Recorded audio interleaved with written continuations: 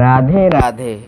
ଦର୍ଶକ ବନ୍ଧୁ, ତୁମେ କ'ଣ ଜାଣ ତୁମମାନଙ୍କର ଏହି ଦେହ ଭିତରେ କେତେ ଶକ୍ତି, କେତେ କ୍ଷମତା ଲୁକ୍କାୟିତ ଭାବରେ ରହିଛି?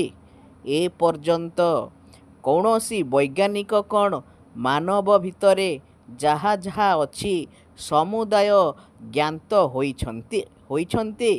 ଲକ୍ଷ ଲକ୍ଷ ବର୍ଷ ପୂର୍ବରୁ ମନୁଷ୍ୟ ପୃଥିବୀରେ ବାସ କରୁଛି, କିନ୍ତୁ ତାହାର ଶକ୍ତିର ଅତି ସାମାନ୍ୟ ଅଂଶ ମାତ୍ର ଏ ପର୍ଯ୍ୟନ୍ତ ପ୍ରକାଶିତ ହୋଇଛି।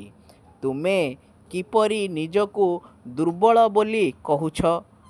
ଆପାତ ପ୍ରତୀୟମାନ ଏହି ଅବନତିର ପାଶ୍ଚାତ୍ୟରେ କ'ଣ ରହିଛି ତାହା ତୁମେ କ'ଣ ଜାଣ?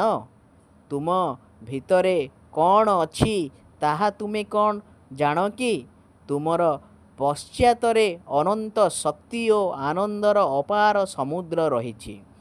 ଲୁକ୍କାୟିତ ଶକ୍ତିକୁ ଅନୁଭବ କରିବା ପାଇଁ ନିତ୍ୟ ନିୟମିତ ଗୀତା ପାଠ କର।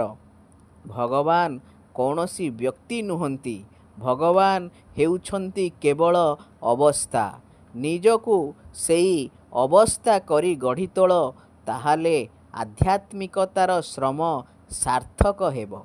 ଜୟ ଜଗନ୍ନାଥ।